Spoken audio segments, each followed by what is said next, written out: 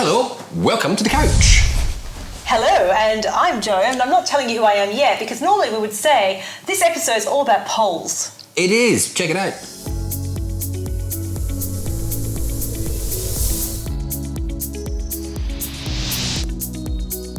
All right, thanks for joining us. We do appreciate it.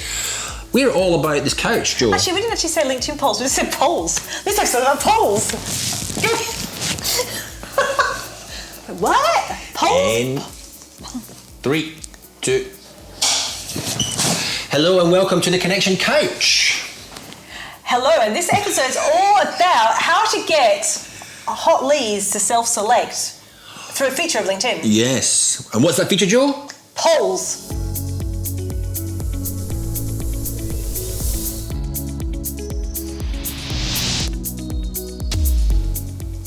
All right. Thanks for sticking around. My name is Reg. And I'm Jo. And we sit here on a weekly basis and we talk about content and how you can use content to better your connections and build relationships and eventually grow your business. So if that sounds interesting to you, It does. I would suggest you subscribe to the channel, like the video, and then you'll be notified when we upload new videos, which is pretty much every week. It is. When we can... Because we like to sit on this couch once a week. We do like to sit on the couch once a week. So, Joel, there's a very interesting element to LinkedIn that we can use in a very different way, which I was actually quite enlightened by when you explained it to me. So, let's delve into LinkedIn polls. Or polls. How do you pronounce it? Is it poll or poll? Polls? It's a polling booth. It's a polling... I'm just thinking, a polling booth or a polling booth? Polling booth. Who knows? Let's not get bogged down in... Polls. So P-O-L-L-S, polls, Yes. not polls as in dancing as in polls. tent poles or maypoles or anything like that. Those things, no. All right, so what are they? Why should we use them? How do we use them? Where do we use them? That's a lot of questions, Reg. Oh, where should we start? All the questions. Well, think about what they are. Well, they're a type of content. So when you do a post on LinkedIn, you can select poll as one of the options for posts, and you can do it both on mobile or desktop. So when you go into new post, you click on post, and then the little pop-up window you get, down the very bottom, it will say poll. Poll. And on mobile, you go to the little plus icon, and you'll see poll there as well. So create a poll. So what it essentially is, it allows you to poll the LinkedIn network, ask them a question, get some answers. Quick and easy feedback. And it's a really good tool to engage your audience in a way that's not going to take up much of their time, because we're all very busy. Yeah.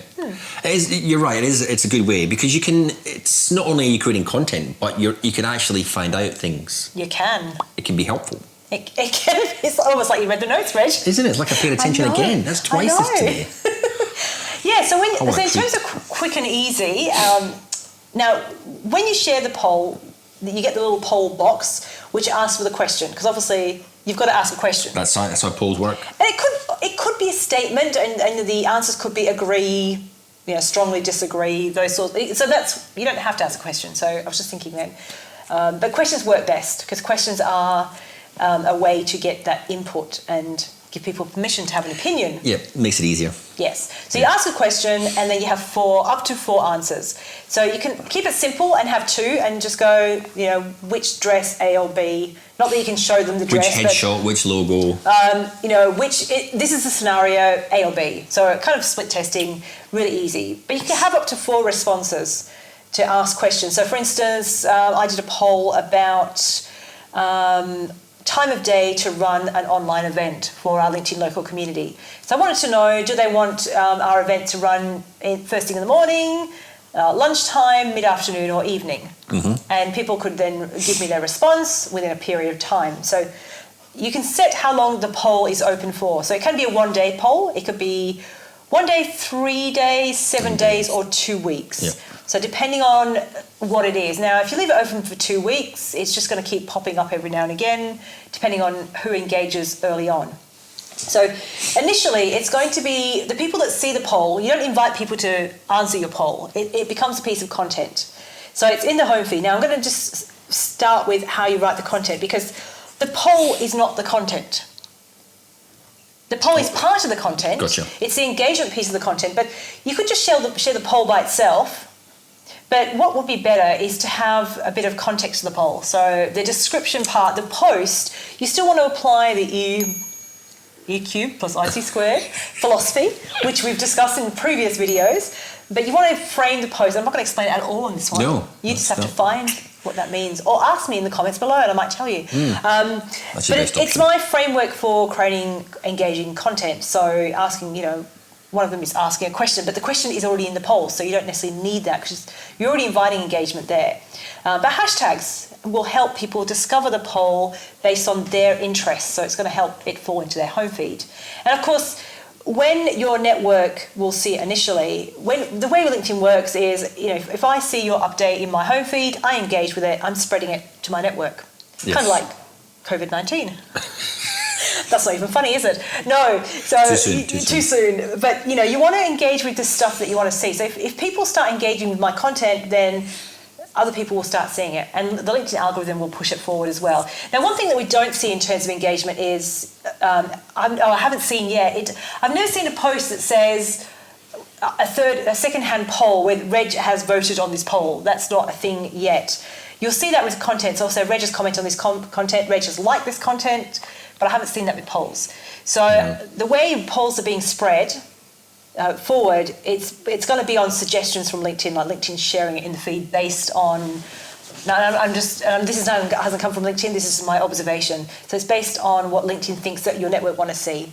So you're asking the question. The people that are your first level connections who are following your content and your followers will potentially see this poll. They engage, therefore potentially spreading it forward to their network. So you'll get then people engaging with you who aren't your connections, who aren't your followers, that might be seeing it as well. Okay. Yes. So that's in a nutshell how it works, and so it's open for whatever the time period is, and as it goes, you get a percentage view, like a percentage on each answer. So 10% voted this, 20% voted that. That's 30. 40% voted that, and then 30% voted that. Is that 100? Hopefully. So you'll get a running sort of update, and then once it's closed, you'll get the final, percentage split, and you can also see the actual number as well. Yeah. Yeah. So you don't see who's viewed your poll, but you do see how many votes you've received on an ongoing basis, and also it's a post, so you've got likes and reactions to the post itself and comments on the post. Yep. Because sometimes you might ask a question and have 4 answers. One of the answers might be other, in brackets, comment below.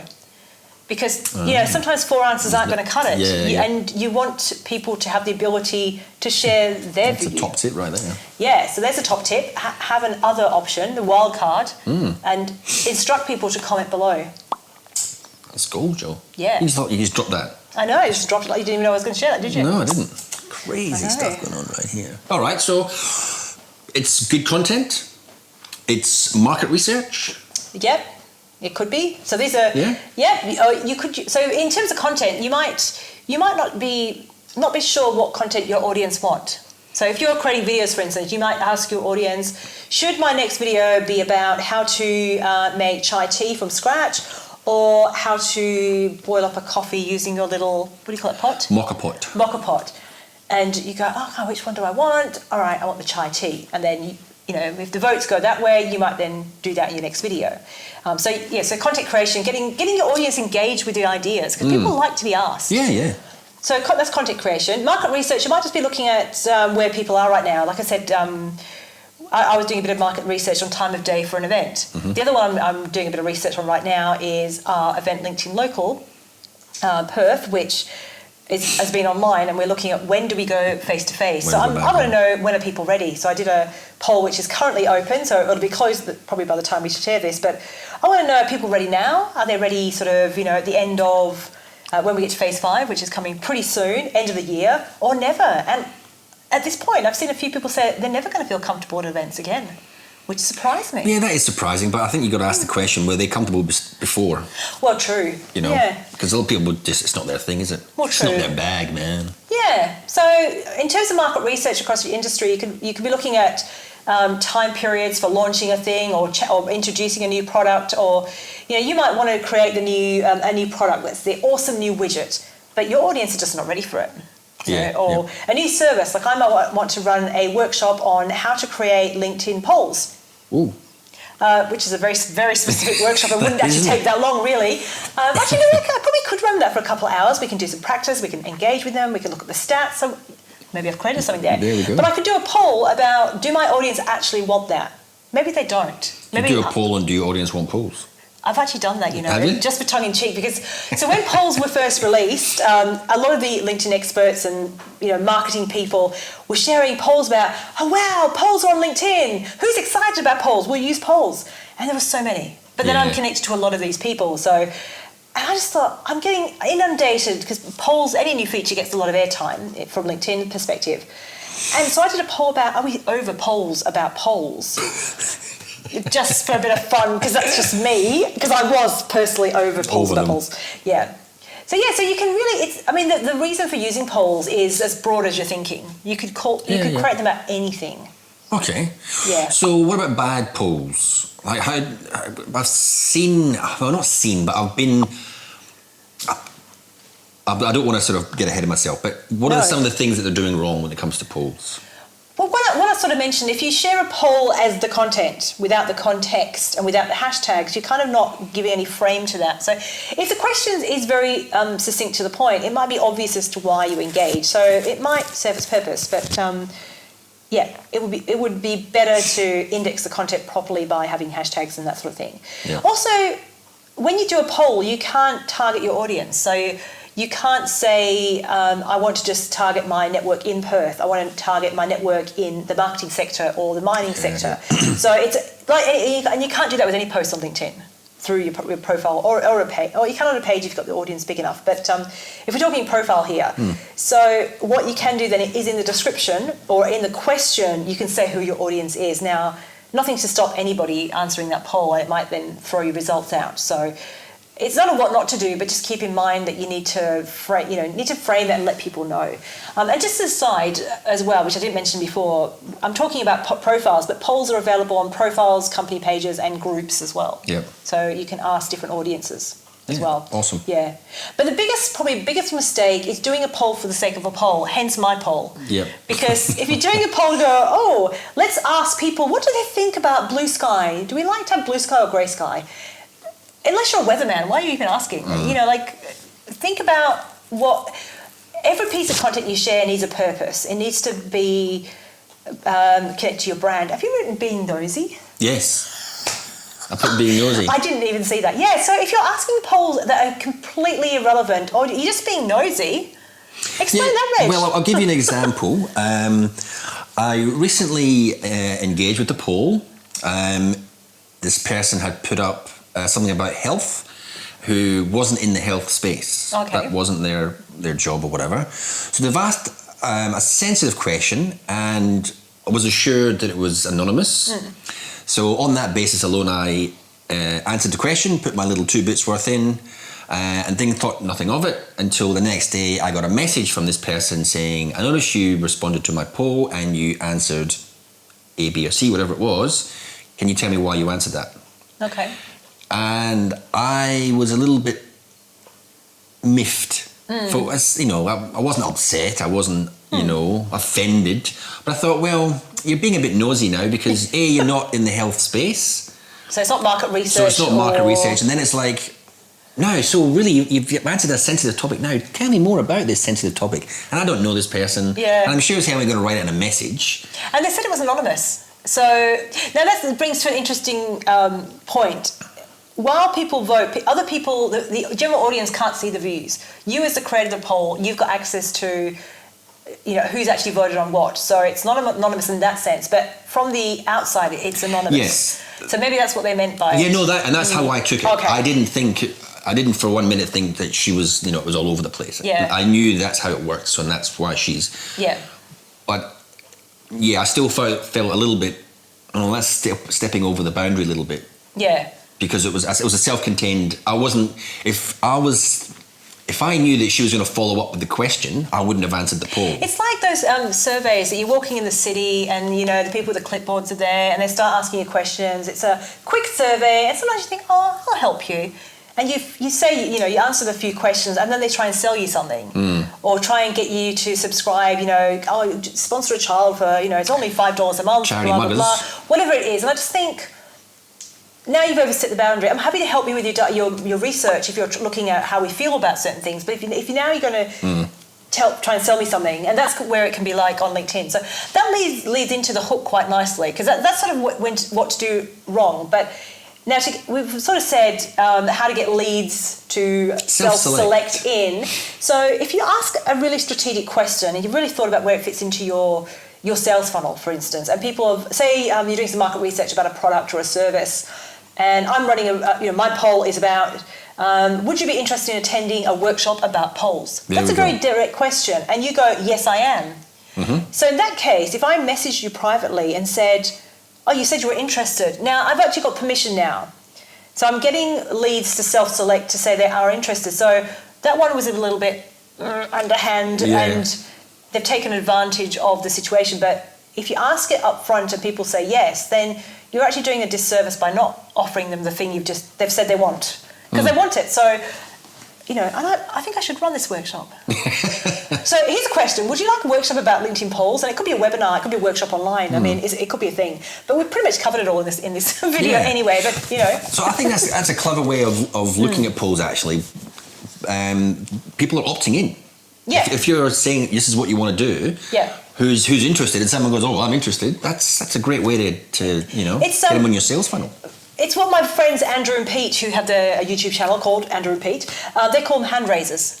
And I think I really like that term, and it's there, so I want to credit them fully. But you're asking hand raiser questions and getting people to self-select into the particular thing, and then you're going to follow them up with offering them the particular thing. And if it's some brand new product, maybe I'm running this as a pilot program, then my LinkedIn polls workshop, which is next week now, I've just decided. I should sort of do this. I'm going to offer it to you, but because it's beta, I'm going to run it for $5 because it's a beta program, So it's a no-brainer. So why would you not attend for $5? I'm not charging $5. No. I don't get a bed for $5. $10 out of bed. Even though it is a good idea and how to sort of get hand raisers, I wouldn't necessarily be doing it all the time.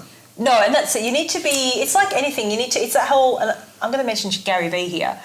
His book, Jab, Jab, Jab, Right Hook. Yeah. You have to give before you can ask. And if all you're doing is going onto LinkedIn and asking, and you're doing polls that are just dressed up sales messages. You'll lose audience very quickly. We're talking about doing this in between your good quality content, in between good quality relationship building strategies, so that you're getting the right people who are interested in the thing you actually have. Awesome. Yeah. Top tip. Yeah. It's always top tips. You've done really well, Joe. I am doing well, aren't I? I know. I'm impressed. I know a few things. So when you said polls, and you said there's a topic of conversation for the, polls, okay, what can we talk about? And actually, especially because one of the big things about LinkedIn is people want to know about lead gen. Oh, let's know about lead gen. How do you get leads? So if you're clever about it and you don't overuse it, then polls can be a very good way of doing it. And really, lead gen, well, I don't like it because there's a lot of snake oil type people that, focus on lead gen. It's all about tripwires and getting people in the funnel and all that sort of stuff. Leads is just people who you're building a relationship with who are actually, slightly interested in what you have to say. So if you're getting them to progress down your sales funnel, I hate that term. And let's be honest, if you're relatively new to LinkedIn and you start putting a poll out, or you put a poll out, chances are no one's going to engage, because you have to build up that trust and that familiarity before someone goes, oh yeah, I'll answer that question for Reg. I know him, I'll help him out, whatever. And you also need a network. So if you're new and you've got like 5 connections, then you haven't got much reach anyway. But it's a nice way to get started, particularly if you find content a challenge. Yes. Yeah. Look, again, using polls in different ways, lead generation, market research, service and product, refinement. The list is it's quite a long list. It is. And I would love to know if you've used polls and if you found them useful or helpful, or you've actually generated some leads from doing something quite clever with your poll. Yeah. What have you used polls for? Do you use them regularly? Answer some questions. We'd like to know. Yeah. Excellent. So we have more content coming up next week because we're sitting on the couch again, aren't we, Joe? We are, because it's a really comfortable couch. It's hard to get off. So stay tuned for more. Like the video, subscribe to the channel if you want to grow your business and understand how to connect and build relationships. Thanks for watching. See you next week. See you then.